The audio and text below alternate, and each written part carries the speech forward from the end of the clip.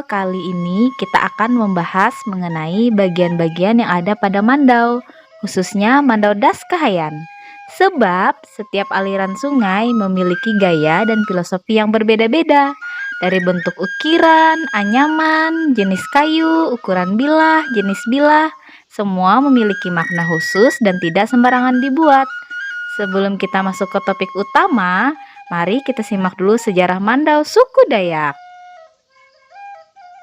Pada zaman dahulu, Mandau merupakan senjata yang tidak pernah jauh dari pemiliknya dalam kehidupan sehari-hari. Bisa dikatakan kemanapun pemiliknya pergi, Mandau selalu dibawa, karena Mandau juga berfungsi sebagai simbol kehormatan dan jati diri. Mandau terkenal kejam dan ahli dalam peperangan, karena seringnya peperangan antar klan dan bangsa-bangsa yang datang ke Pulau Kalimantan. Mandau menjadi terkenal dengan bilah senjatanya yang tajam dan digunakan untuk memenggal kepala musuh-musuhnya, yaitu adat pengayaan suku Dayak. Selain digunakan untuk berperang, Mandau juga biasanya dipakai oleh suku Dayak untuk melakukan kegiatan sehari-hari seperti menebas atau memotong daging, tumbuh-tumbuhan, atau benda-benda lainnya yang perlu untuk dipotong. Mandau harus disimpan dan dirawat dengan baik dan diberi tempat khusus seperti bentuk penghormatan. Karena suku Dayak yakin bahwa Mandau memiliki kekuatan spiritual yang mampu melindungi pemiliknya dari serangan atau niat jahat dari lawan-lawannya. Oke, berikut bagian-bagian dari Mandau. Yang pertama, gagang Mandau atau dalam bahasa Dayak Kahayan disebut pulang Mandau. Pulang Mandau biasanya terbuat dari bahan tanduk rusa. Bisa juga menggunakan kayu sebagai alternatif karena semakin sulit mencari tanduk rusa. Pulang Mandau diukir dengan penuh ketekunan, dengan motif yang khas, biasanya dominan dengan motif tambun atau ular besar, lamantek yaitu lintah dan juga motif lainnya seperti tumbuh-tumbuhan. Kemudian, pulang Mandau dianyam dengan rotan agar genggaman semakin erat saat menggunakan Mandau. Pada bagian pangkal Mandau biasanya terdapat uang logam Belanda yang direkatkan menggunakan getah nyatu. Dan juga ada rambut pada bagian atas pulang Mandau, biasanya dari buntut kuda. Hanya Mandau yang sudah pernah memakan korbanlah yang boleh menggunakan rambut manusia. Itu pun rambut korbannya. Pada masa lalu, rambut yang biasa digunakan adalah buntut kuda atau rambut orang utan. Yang kedua, yaitu bilah Mandau yang menjadi poin utama dari sebuah Mandau. Pada masa lalu, bilah Mandau asli terbuat dari batu. Namun, seiring berjalannya waktu dan batu tersebut juga langka, maka Mandau saat ini dibuat dari besi yang mengandung baja seperti per mobil atau besi batang lainnya. Bilah sendiri memiliki bentuk dan motif yang istimewa, serta memiliki nilai seni. Proses pembuatan bilah Mandau dengan cara ditempa menggunakan berbagai macam alat dan tentunya didukung dengan keahlian khusus dalam membuat bilah Mandau. Pada bilah terdapat titik-titik berwarna kuning yang disebut tatah dan juga dapat berbentuk semacam ukiran.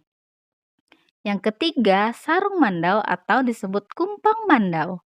Kumpang Mandau Das Kahayan biasanya terbuat dari kayu seperti belian atau gurunggang. Dalam satu buah kumpang Mandau biasanya terbuat dari dua jenis kayu yang berbeda. Kumpang juga dihiasi dengan ukiran-ukiran khas yang memiliki makna tersendiri bagi suku Dayak. Pada bagian kumpang juga akan diberikan pengikat atau disebut sebagai tampuser undang yang terbuat dari rotan. Tampuser undang sendiri selain sebagai pengikat kumpang Mandau juga menandakan status sosial si memegang Mandau. Kalau tampuser undang ada 3, berarti Mandau, pegangan prajurit atau rakyat biasa. Tapi kalau tampuser undangnya ada 4, berarti dipegang oleh Mamut Menteng atau orang yang gagah berani. Dalam artian sederhana, seorang panglima perang suku Dayak. Tampuser undang sendiri ada tampuser undang Hatue yaitu laki-laki dan tampuser undang Bawi perempuan. Pemasangan tampuser undang laki atau perempuan tergantung dari karakter pemiliknya nanti. Jika memiliki karakter sabar, biasanya tempuser undang yang 3 biji terdiri dari 2 tempuser undang bawi, paling atas dan paling bawah, serta 1 tempuser undang hatue di tengah kumpang. Kalau tempuser undang ini pun tidak sembarangan bahannya. Ini dibuat dari bajakah jangang. Namun saat ini jenis bajakah jangang ini sudah susah sangat didapati lagi. Di bagian kumpang juga akan dipasang kulit kayu untuk rumah langgei. Jenis kulit kayunya ialah upak lepu.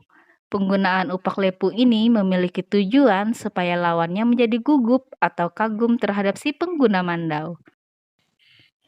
Di dalam filosofi Dayak Ngaju, Das Kahayan, hanya mandau yang memiliki ongoh atau pernah memakan korbanlah yang boleh dipasangkan pisau langgeinya.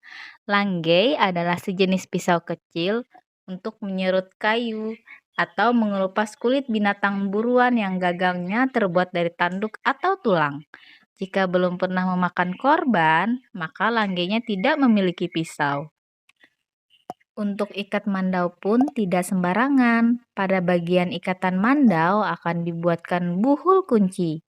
Buhul kunci adalah bentuk rajahan 3 dimensi, di mana ia berguna sebagai salah satu ilmu perunduk dan dipercaya bisa memperlemah, mengunci gerakan, dan melumpuhkan lawan. Untuk menganyam buhul kunci pun tidak sembarangan, ada tata caranya dan ada namanya. Yang keempat, penyang atau ajimat suku Dayak Ngaju. Pada bagian ikatan mandau, ini biasa diisikan benda-benda bertuah semacam kayu manang atau jenis lainnya. Selain buhul kunci, biasanya mandau yang dipakai perang dilengkapi dengan peteng penyang. Penyang atau ponyang adalah benda bertuah atau ajimatnya yang biasanya berupa kayu-kayuan, batu-batuan, botol-botol kecil yang berisi minyak yang ditutup, taring-taring binatang, cangkang kerang, patung-patung, bahkan tulang tengkorak manusia, di mana barang-barang ini diyakini oleh orang Dayak mengandung kekuatan magis, di antara lain untuk mengobarkan semangat perang, tidak punya rasa takut terhadap musuh, untuk menolak bala, penolak racun, penolak gangguan makhluk halus, mengobati orang sakit, dan masih banyak lagi. So, itulah bagian-bagian yang terdapat pada sebuah mandau suku Dayak Ngaju. Terima kasih buat kamu semua yang sudah menonton video ini. Jangan lupa untuk menyaksikan video terbaru dari channel ini. Terima kasih dan sampai jumpa.